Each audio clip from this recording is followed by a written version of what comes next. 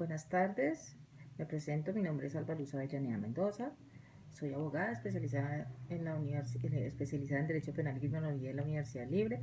Actualmente me encuentro haciendo la especialización de Derecho Procesal en esta misma universidad. Estoy haciendo este video precisamente para uno de los módulos en los cuales se está trabajando, que es en este caso el módulo de Derecho Laboral. Para colocar en contexto, hagamos un pequeño resumen de qué es el derecho laboral. El derecho laboral es el derecho que tiene todo trabajador de que sean respetados sus derechos fundamentales y garantías legales. Igualmente, también se pueden proteger los derechos de personas que tengan alguna empresa y que de pronto también tengan una dificultad, también se cubren estos derechos. Pero especialmente lo de los trabajadores, pues son las personas más vulnerables en este derecho laboral. También podemos hablar de que también tenemos figuras como las del fuero sindical y otras figuras que también hacen parte de este contexto. Ahora bien, tenemos también que explicar que este derecho laboral es público, autónomo, es un derecho laboral que ha ido cogiendo fuerza a través del tiempo, que ha ido mejorando para mejorar las expectativas de cada uno de los ciudadanos, haciendo valer esos derechos que tienen al momento de contratar con alguna empresa o con alguna persona. Antes podríamos decir que el derecho laboral no era tan eficiente hacia la parte del trabajador. Era una parte un poquito más injusta. La ley o la balanza se equilibraba más hacia el empleador. En este entonces o en este momento vemos que esa balanza ya está más un poco inclinada hacia el lado del trabajador y el derecho sustancial hace una parte muy importante en este derecho, pues lo que se le muestra al juez, lo que se le demuestra es lo que con el juez va a fallar, ¿sí? Si nosotros le vamos a demostrar todas las pruebas que demuestran que efectivamente se violó la ley laboral, el juez en derecho sustancial va a decidir.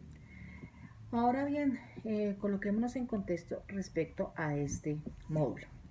Tenemos que, vamos a fijar 4 ítems, 4 preguntas que se nos han hecho. Vamos a desarrollarla cada una en un tiempo determinado y vamos a dar la opinión, bien sea lo que está escrito en la ley y la opinión personal respecto a cada uno de estos contextos y estas preguntas que se nos han realizado. Como primera medida tenemos la siguiente. ¿Qué cambios del Código General de Proceso frente al Código de Procedimiento Civil han sido relevantes y tuvieron un impacto significativo en su ejercicio profesional?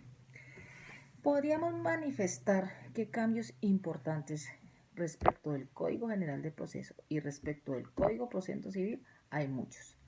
Podemos decir que con el Código General de Proceso se nos abrieron muchas puertas para que esos procesos que a veces andaban dormidos en los despachos judiciales tuvieran fuerza, se movieran, no se quedaran allí.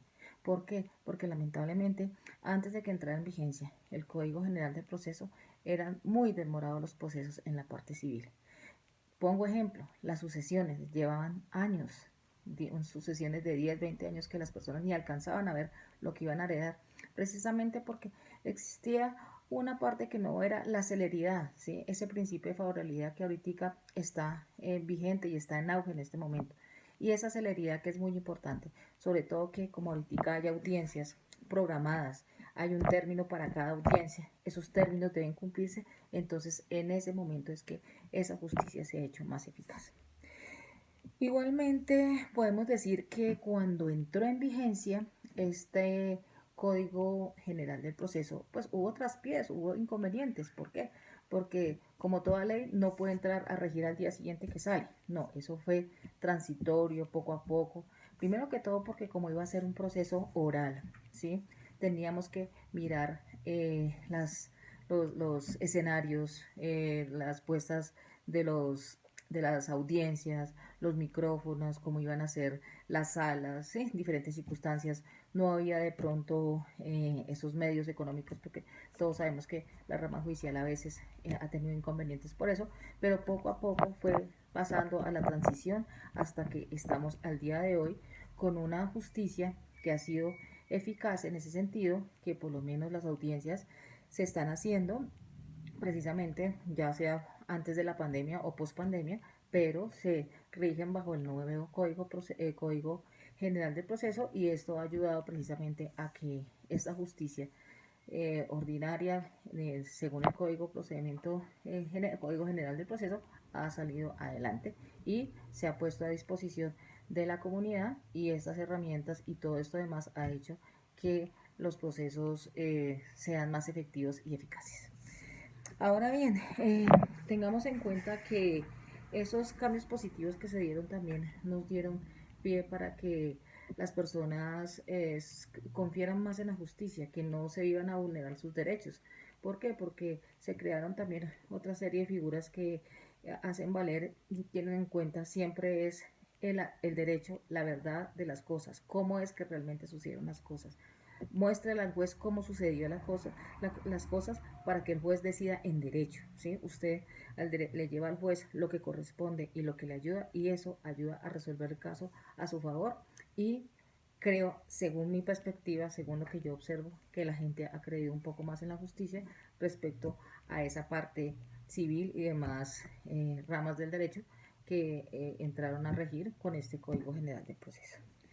Ahora bien, frente al segundo ítem, es decir, al segundo punto que tenemos que abordar en este video, pues me permito leer el contexto del mismo. Nos manifiestan que qué elementos del Código Procedimiento del Trabajo pueden brindar y haber brindado aportes a su especialidad. Primero que todo, el aporte principal es el principio de favorabilidad. Ese principio de favorabilidad en el contexto del derecho del Código de Procedimiento Laboral ha sido muy importante. ¿Por qué? Porque aquí se tiene en cuenta mucho esta situación para respetar los derechos fundamentales del trabajador, ¿sí? De la persona que es más vulnerable en la cadena que va de la parte laboral. Porque si bien es cierto, el empleador en algún momento también puede ser vulnerado, o en algún momento va a estar también en una situación que necesita que se le aplique esa favorabilidad, sabemos que el derecho laboral más que todo se enfoca en los derechos de los trabajadores y las posibles vulneraciones que se presenten con ellos. También este derecho laboral nos ha dado una seguridad jurídica precisamente por esa autonomía que tiene en este momento. Antes no podíamos hablar que el derecho laboral tenía autonomía, no. El derecho laboral antes no era autónomo, ¿sí? En estos momentos sí podemos decir que es autónomo y nos da una seguridad jurídica. Igualmente, tenemos en cuenta que el derecho sustancial hace parte muy importante de este derecho laboral. Sabemos que el derecho sustancial se aplica a todas las normas, a todos los derechos que existen en este momento, pero el derecho sustancial en el derecho laboral tiene un papel muy importante y muy fundamental, y eso tenemos que tenerlo en cuenta y mirar en qué posibilidades se puede seguir disfrutando de este principio de favorabilidad, y que siempre sea a favor del trabajador, del empleador, y que si en algún momento el trabajador también tiene algún inconveniente, también se le aplique ese principio de oportunidad, el principio de favorabilidad. Ahora bien, respecto a mi especialidad, por ejemplo, pues yo, como he manifestado en el transcurso del, del, de, la, de que estuve en el módulo, pues yo más que todo soy enfocada en el derecho penal y la criminología, ¿sí? Pero sé que de alguna manera este derecho laboral también nos puede enfocar en muchas cosas que tienen que ver con el derecho penal, ¿sí? ¿Por qué? Porque también se pueden generar conflictos, o de estos conflictos laborales nos puede llegar a un conflicto penal, ¿sí? Pongo un ejemplo. Un trabajador va y coloca una demanda en el Ministerio de Trabajo, en la Oficina de Trabajo, luego coloca su correspondiente demanda en el juzgado, y se demuestra que el empleador nunca, o sea, le retiró, o sea, le, le sacó de su dinero para pagar la luz, para pagar la salud, para pagar el ARL y para pagar sus cesantías. Descontó esos dineros, pero esos dineros nunca llegaron ni a la EPS ni nada, ni a la ARL ni nada. Y se le generó un daño a esa persona. Al generar ese daño, en la parte laboral se le tendrá que dar una indemnización respecto a esa situación, ¿sí? Pero si nos vamos al contexto laboral, al contexto penal, podemos analizar lo siguiente. De ese acto que cometió el señor de retenerle sus dineros y que esos dineros no hayan llegado a donde tenían que llegar, ahí ya se tipifica una conducta, ¿sí? Y esta conducta se llama omisión al agente retenedor, ¿sí? ¿Por qué? Porque omitió, se quedó con esa plata, no la envió a donde tenía que enviarla. Entonces podemos analizar que el derecho penal, en cierto modo, el derecho laboral, en cierto modo, puede originar que se cree una conducta de una tipicidad penal. Igualmente, podemos decir que las controversias de los trabajadores y de los empleadores se tienen que analizar de todo contexto, ¿sí? Mm, yo, la verdad, poco he trabajado en la parte laboral. Yo conozco de la parte laboral lo que es eh, las pensiones en accidentes laborales, que eso sí sé que se trabaja ante la Junta Regional de Calificación, luego se apela si no está uno de acuerdo a la Junta Nacional de Calificación, pero de todas maneras también tiene un contexto y se rige por las normas del Código de Procedimiento de Trabajo. ¿Sí? Pero ese contexto también es, en ese caso, por ejemplo, cuando una persona tiene un accidente laboral, pues lo que se protege es que el trabajador no se le vulneren los derechos de volver, bien sea a reintegrarse a su trabajo, ¿sí? A que reciba una indemnización por un porcentaje X que no le alcance para la pensión, o si ya es demasiado el punto de invalidez, llegar al 50% más uno para que tenga derecho a una pensión respecto a una enfermedad laboral o un accidente de trabajo, que pues esas circunstancias también garantizan que se le respeten sus derechos fundamentales y garantías legales a estas personas que han sido pues víctimas de precisamente estos accidentes laborales, porque pues todos sabemos que muchas empresas, por ejemplo, las que tienen que ver con de pronto minería y todo, a veces hay minería ilegal, ¿sí? No los tienen afiliados a nada y de un momento a otro ocurre un accidente, ¿quién los cubre? ¿Cómo los cubre? ¿Quién les ayuda en eso? Sí, la persona tendría que responder con su propio pecunio y lo que hacen es insolventarse y dejan al pobre empleado primero desempleado, ¿sí? Y segundo, que lo dejan desamparado con una enfermedad laboral, con una posible amputación de un miembro, alguna cosa, y no responden de nada y obviamente todos sus derechos se ven vulnerados. ¿Qué he observado yo digamos, como en la práctica? Mucha gente a veces no sabe cómo hacer las cosas. Ya preguntan cuando el término se ha vencido o de pronto la gente no le dice o no les dan una buena orientación y mucha gente ha perdido procesos que hubieran sido perfectamente ganables. Entonces eso también es de discusión, de pronto si uno conoce algún caso así, pues tratar de orientar también a la gente, no solo cobrándole, no, o sea, diciéndole, mire, lo que pasa es que usted puede orientarse así y si usted pues en algún momento quiere que se le lleve un caso, pues está bien, pero también en modo de comunicación para que la gente también se pueda ella ayudar y mirar en qué sentido se puede salir adelante de una situación como esta. En cuanto al tercer punto que nos habla que ¿cuáles qué han sido de utilidad las medidas cautelares innominadas en su especialidad?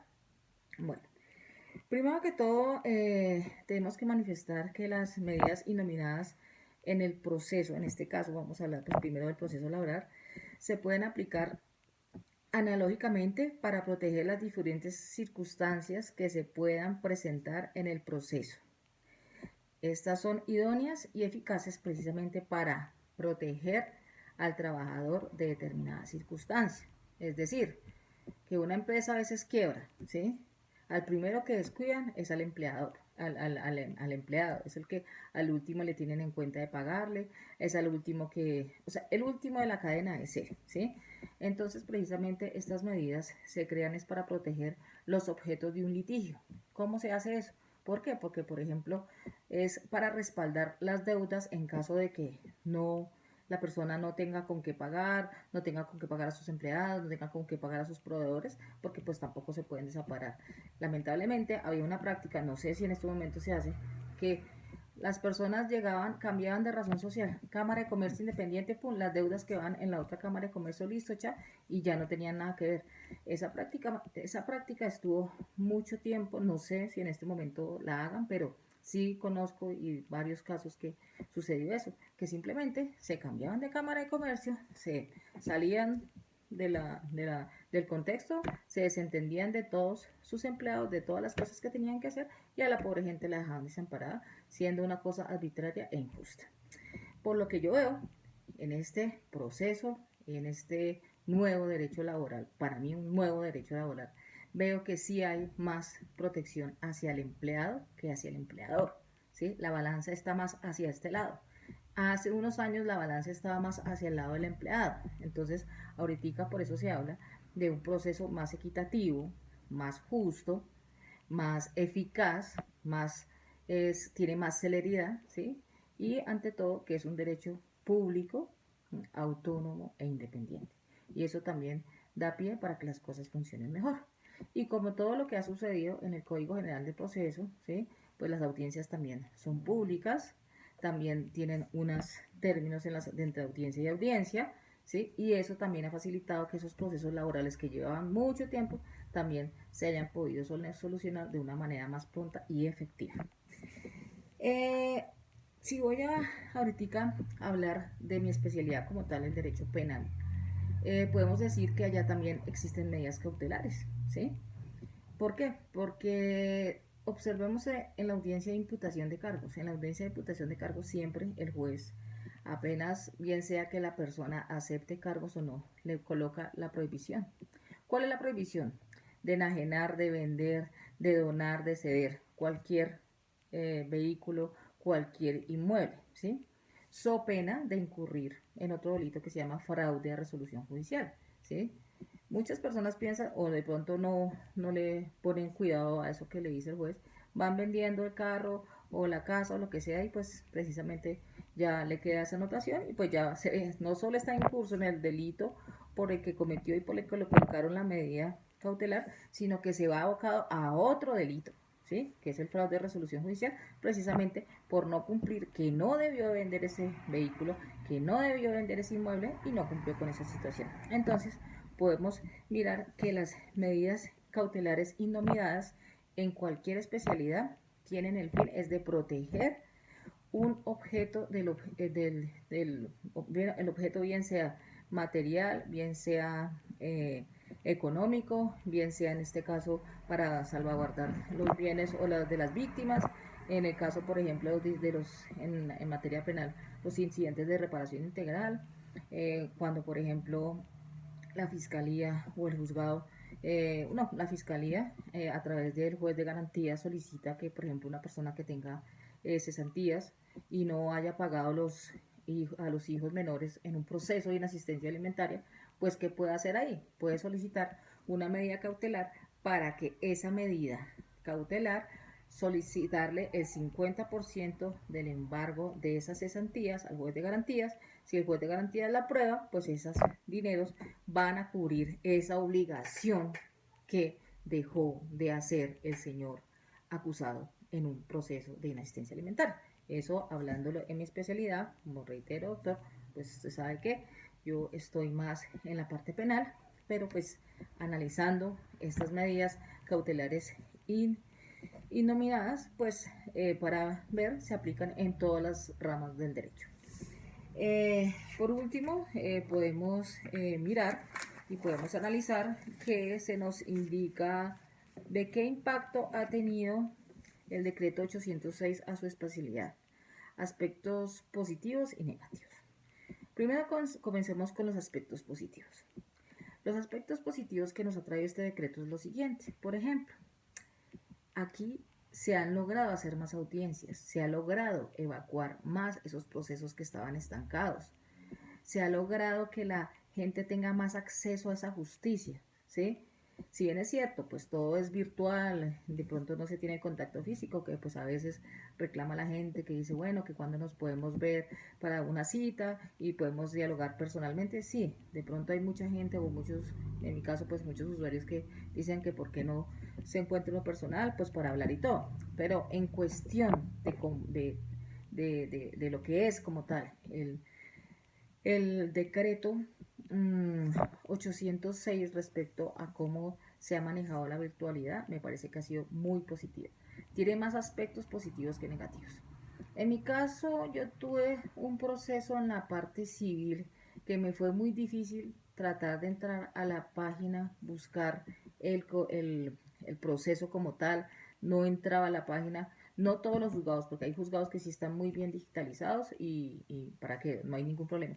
Pero todavía hay uno que otro juzgado, en la parte civil sobre todo, que veo que si no está como muy organizado y todavía le falta como digitalizar, hacer más digitalización porque ha sido complejo o a veces es muy complejo buscar ciertos procesos ahí. También precisamente ese acceso a la justicia que se ha tenido y que de verdad ha ayudado muchísimo porque por lo menos en el área penal se han hecho casi el triple de audiencias que las que se hacían personalmente. ¿Por qué? Porque, por ejemplo, a veces se dejaban hacer audiencias porque no trasladaban al interno de la cárcel, ¿sí? Siendo que ahorita ya la cárcel tienen unos cubículos, ya tienen unas oficinas donde han colocado unos medios tecnológicos, pues tampoco es la que maravilla porque pues sabemos que los recursos del Estado para ciertos establecimientos o por lo menos para lo que es el IMPEC y todo no es que sean muy viables, no es que haya mucho de esa parte económica, pero pues hacen todo lo posible. De pronto se han presentado dificultades, digamos, en las estaciones de policía, porque a veces los policías tienen que prestar sus propios celulares para hacer las audiencias y se caen las llamadas y eso, porque pues no es lo mismo hacerla de un celular que hacerla pues de una parte que tenga un internet o un wifi. Pero de resto, para mí ha sido más positivo en la parte de agilidad, de celeridad y de acceso a la administración de la justicia. Me parece que ha sido muy positivo.